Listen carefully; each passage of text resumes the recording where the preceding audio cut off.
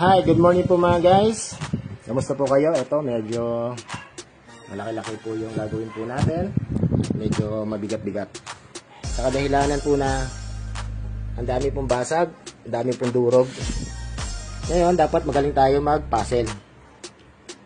Kakabit natin itong mga basag na to at ipipix natin at ipapiber para mas matibay. Shoutout nga pala kay Boss Patrick. Salamat. Ako ang napili mo na gumawa ng yung dashboard. Dashboard nga pala po ito ng Mercedes-Benz. Tingnan nyo guys ha. Kung sino ba hindi mahihilo dito. Tingnan nyo, durog na. Siguro mga isa't kalahating oras na ako kung paano ang posisyon na ito. Pero, nahanap ko siya kung saan siya ay dapat ilagay. Itong maliit na itong nakapagbigay sa akin ng idea eh. Ito. Dito.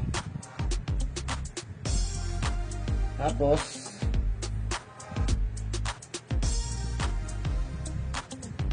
ganyan, yan.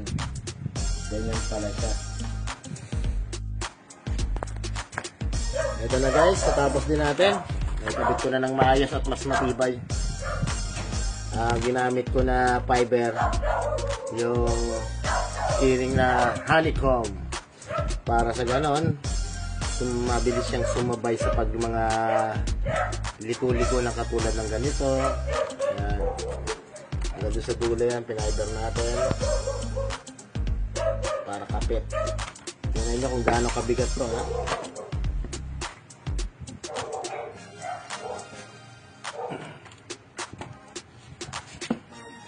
Ito po guys, nag-base color nga pala po ako dito sa 888. Bali naka 2 coat, full coat po ako dito. Yan, diretso na po tayo sa hydro dipping.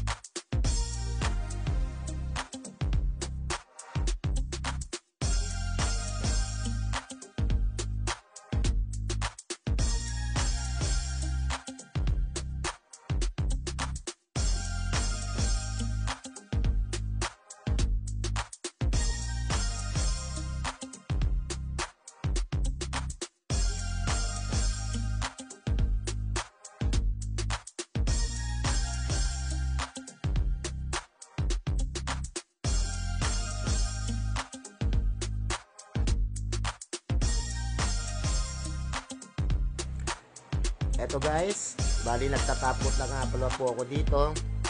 Kung mapapansin nyo po, 3 beses po nag-stop po yung aking spray gun. Ibig sabihin, 3 beses po ako nag-3 coat, full coat po. Mas lalo pang lumalabas po yung tunay ng kintab na ginagamit ko ng clear top coat. Pag 3 coat, full coat po. Sa lahat naman po ng project, yun lang naman po ang lagi kong ginagawa.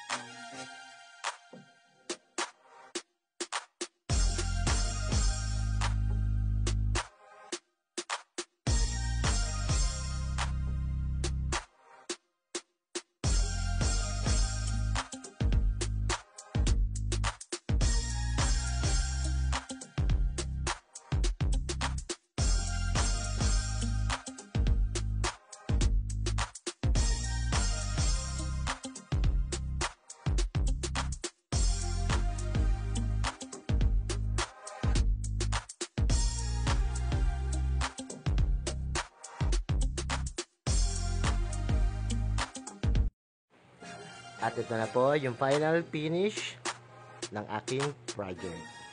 Sa lahat pong nakapanood ng video, baka pwede naman po makihingi po ng isang like po dyan. huwag nyo na rin kalimutan i-hit ang notification bell para sa susunod kong upload ng video, updated po kayo. Yan guys, ako na rin po naggabit ng mga stereo at saka yung mga bilog na yan. Yan, nagawa natin po ng maayos at mas matibay.